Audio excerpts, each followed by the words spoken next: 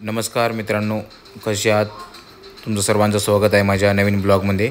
तर बघू शकता, मी म्हणजे माझं डिप्लोमाचं आणि इंजिनिअरिंगचं जे शिक्षण आहे ते या ऑर्फनेज होममध्ये राहून पूर्ण केले. तर बघू शकता परिस्थिती कशी असो, माणूस कसा घडतो आणि सामर्थ्य त्याचं नक्कीच यशाला जाऊन मिळतं. म्हणजे सांगायचं तात्पर्य हे आहे की आपण जीवनामध्ये कुठल्याही परिस्थितीमध्ये, कुठल्या सिच्युएशनमधून हे काही म्हणजे परिस्थिती अवलंबून नसतं हो. परंतु जेव्हा आपण क्षेत्रामध्ये कुठल्याही जर जिद्द मनामध्ये ठेवली की आपण नक्कीच यशस्वी होतो. तोच माझा छोटासा प्रयत्न आहे ह्या ब्लॉगद्वारे, की मी यूट्यूबचं चॅनल सुरू केलेलं आहे आणि मी या चॅनलमार्फत माझे जे काही नवीन नवीन ब्लॉग्स मी तयार करणार आहे ते मी या चॅनलवरती टाकत राहील आणि टाकणार. आणि असंच मला सपोर्ट करा, सहकार्य करा हीच विनंती. आणि मी असंच नेहमी सहकार्य राहू द्या. मित्रांनो, बघू शकता ही छोटीशी गल्ली आहे. या गल्लीतून सरळ आता समोर आमचं सरस्वती अनाथ आश्रम आहे. त्या आश्रमातील म्हणजे तुम्हाला सांगायचं तात्पर्य हे आहे की या परिस्थितीतून ते आश्रम सरांनी उभा केले आणि या परिस्थितीतून ते आता सध्या एक चांगल्या प्रकारे यशस्वीरित्या खूप छान प्रकारे मुलांचा सांभाळ करत आहेत. आणि बघू शकता की ज्यावेळेस प्रत्यक्षात आपण पाहतो त्यावेळेस आपल्याला अनुभव येतो आणि त्यावेळेस समजतं की ह्या माणसाने कसं हे उभारलं असेल. बघू शकता या छोट्याशा गल्लीतून येथून रिक्षाही जाईल याची कल्पनाही करू शकत नाही आपण. 4 चाकी गाडीने जाणं अशक्य आहे. इथून ह्या एरियातून रिक्षा जाते, परंतु खूप परिस्थितीला तोंड देऊन जावं लागतं. तर अशा परिस्थितीतून, अशा सिच्युएशनमध्ये त्यांनी अनाथाश्रम उभा केलेला आहे. आणि ते अनाथाश्रम म्हणजे आता 45 मुलांवर येऊन पोहोचलं आहे. म्हणजे ज्यावेळेस त्यांनी सुरू केलं त्यावेळेस 5 मुलांवर सुरू केलं होतं. आज 45 मुलं त्यांच्याकडे आहे आणि खूप छान प्रकारे सर्व मुलांचं शिक्षण आणि विकास होत आहे आणि ते त्या मुलांना चांगले घडवण्याचा प्रयत्नही करत आहेत. अशा संस्था आहेत ज्या संस्थांना आपण नेहमीच चांगली मदत केली पाहिजे. आता बघू शकता जे आता आपण तुम्हाला दाखवतो या साईडचं एक मार्ग आहे आणि समोरून एक मार्ग आहे या आश्रमकडे येण्याचा, परंतु या चारी बाजूनी झोपडपट्टीनी वेढलेला आहे. ज्यावेळेस हे आश्रम जागा घेतली होती त्यावेळेस सर्व हा भाग परिसर मोकळा होता, परंतु वेळाने आणि काळाने थोडंसं झोपडपट्टी एरिया करून टाकलं. तर या एरियामध्ये हे बघू शकता हे आश्रम आहे. तुम्हाला दाखवतो, दोन्ही साईडने दाखवतो की बाबा गल्ली किती छोट्या छोट्या गल्ली आहे. या अशा झोपडपट्टीत त्यांनी स्वतःचं एक अस्तित्व निर्माण केलं आणि या अस्तित्वातून त्यांनी सिद्ध केले की कुठलीही परिस्थिती माणसाला घडवत नसते, माणूस परिस्थितीला घडवतो हे त्यांनी सिद्ध करून दाखवलं. आणि ते छोट्याशा गावातून, खेडेगावातून आलेले एक नागरिक आहेत आणि त्यांनी आज यशस्वीरित्या खूप छान प्रकारे मुलांचा सांभाळ करून आणि 100हून अधिक मुलांचा चांगल्या प्रकारे सांभाळ करून त्यांना त्यांच्या पायावर सक्सेसफुल केलेलं आहे.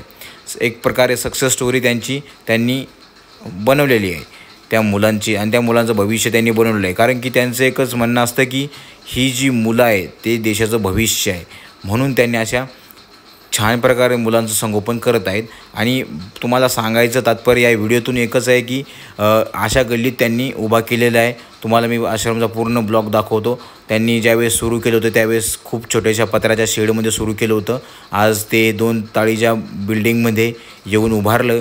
कारण त्यांचं यश आणि परमेश्वराची साथ आणि तुमच्यासारख्या दानवीरांची साथ असल्यामुळे आज ते चांगल्या प्रकारे मुलांचा सांभाळ करत आहे आणि चांगल्या ठिकाणी आज ते व्यवस्थित झालेले आहे. आता हा आहे 3रा रूट. या रूटवरतून पहिलं लोक म्हणजे गेस्ट लोक वगैरे जे यायचे डोनेशन देण्यासाठी ते या साईडने यायचे, परंतु आता सध्या तो रोड बंद आहे. तर बघू शकता अशा या झोपडपट्टीत एरियामध्ये ते आपलं एक अनाथ आश्रम आहे. आणि या अनाथ आश्रमातील मुलं चांगले शिक्षण घेत आहे. कोणी ITI करत आहेत, कोणी इंजिनिअरिंग करत आहे, कोणी CA करत आहे, कोणी 1ली ते 10वीपर्यंत शिक्षण घेत आहेत. मुलं खूप हुशार आहेत, खूप टॅलेंटेड आहे आणि मुलांना सांगायची गरज नाही आहे. अशा प्रकारे खूप मुलं आहेत जे आपले पॅरेंट्स सध्या म्हणजे आपल्या मुलांना देऊ शकत नाही. ते या ठिकाणी मुलांना देण्याचं काम संस्थेचे संस्थापक असेल किंवा शिक्षक वर्ग असेल किंवा कर्मचारी वर्ग असेल, हे सर्व त्यांना देण्याचं काम करत आहेत आणि त्यांचंही काम अतिउत्तम आहे.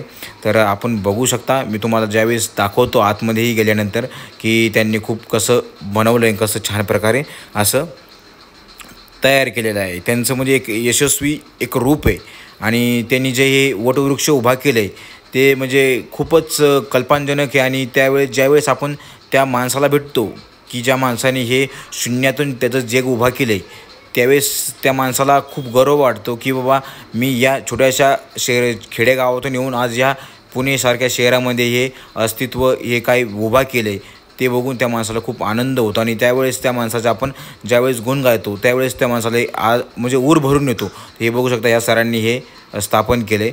आज बघू शकता ही बिल्डिंग वगैरे आज त्यांनी त्यांच्या खर्चातून असेल किंवा त्यांनी त्यांच्या माध्यमातून असेल किंवा त्यांनी त्यांच्या इतर डोनरदाराकडून असेल, अशा प्रकारे मदत गोळा करून त्यांनी आपलं हे अस्तित्व निर्माण केलेलं आहे. सर CIRTला कामाला होते स्वीपर म्हणून. त्यांनी स्वतःचं एक जो काही पगार वगैरे असेल तो या संस्थेसाठी यूज केला आहे आणि त्यांचं शिक्षण म्हणजे 9वी आहे आणि तरीसुद्धा माणूस यशस्वी झाला. लक्षात ठेवा, आपल्यासारखी आज डिग्री घेऊन आज भरपूर काही शिक्षण घेऊन लोक बेरोजगार आहेत, तर तरीसुद्धा म्हणजे यशस्वी होण्यासाठी शिक्षण गरजेचं नाही. तुमच्या मनामध्ये जिद्द हवी, तुमच्या मनामध्ये करण्याची वृत्ती हवी. तर आज त्या सरांमध्ये होती, आज त्यांनी अस्तित्व निर्माण केलं आहे आणि ते इतरांचंही अस्तित्व निर्माण करतात. ते आज त्यांची देण्याची ताकद आहे. कुणाला समाजामध्ये असे लोक खूप कमी असतात की इतरांचं भविष्य घडवतात, स्वतःचं भविष्य संपवून दुसऱ्याच्या भविष्यासाठी जी लोक झटतात ती माणसं खरंच दैविक असतात. तर या सरांनी म्हणजे हजारो मुलांचं भविष्य बनवलं आहे, हजारो मुलांचं भविष्य बनवतील आणि अजून चांगल्याही मुलांचं भविष्य बनवू हीच त्या सरांच्या चरणी प्रार्थना करतो, परमेश्वराच्या चरणी प्रार्थना करतो की त्यांना यश आणि त्यांना चांगली एक संधी उपलब्ध अजून करून द्याव्या की जेणेकरून त्यांनी इतर मुलांचंही भविष्य घडवतील. तर बघू शकता ही आहे कम्प्युटर रूम आणि या कम्प्युटर रूममध्ये असे एवढे कम्प्युटर आहेत, मुलांना खेळण्यासाठी कम्प्युटर आहेत आणि हे आहेत शिक्षक गायकवाड सर. हे मुलांना शिकवतात, मुलांना मार्गदर्शन दाखवतात. आयुष्यामध्ये ज्यावेळेस महाभारतामध्ये कर्ण भेटला होता त्यावेळेसच ज्यावेळेस श्रीकृष्ण भेटले होते कर्णाला आणि कर्णालाही चांगला मार्ग दाखवला होता, परंतु कर्ण स्वीकारला नाही कर्णाने आणि त्या श्रीकृष्णाने अर्जुनाला चांगला मार्ग दाखवला, अर्जुनाने तो स्वीकारला. तशाच प्रकारे सर मुलांना चांगला मार्ग दाखवण्याचा काम करत आहेत आणि सर मुलांना चांगल्या प्रकारे गायडन्स करत आहेत जेणेकरून मुलांचं भविष्य घडतं आहे. आता बघू शकता हे वरचा म्हणजे हे वरचा भाग आहे. त्यांनी खूप छान प्रकारे असं शेती, सोलर सिस्टम आहे, गरम पाण्याची व्यवस्था आहे आणि वरून टेरेस असं दिसते बघा. या गल्लीतून म्हणजे असल्या झोपडपट्टीत ही मुलं राहत आहेत. लक्षात असू द्या, आपल्याकडे सगळं परिस्थिती चांगली असूनसुद्धा मुलं शिकत नाहीत. ही मुलं या स्थितीतून राहून चांगले शिक्षण घेत आहेत. विचार करण्यासारखी गोष्ट आहे की नाही? व्हिडिओ कसा वाटला ते नक्की सांगा. मेरा ये चैनल सब्सक्राइब करें और मेरे हर अपडेट आपको मिले इसके लिए बेल आइकन जरूर दबाइएगा. आप सभी को मेरी ढेर सारी शुभकामनाएं.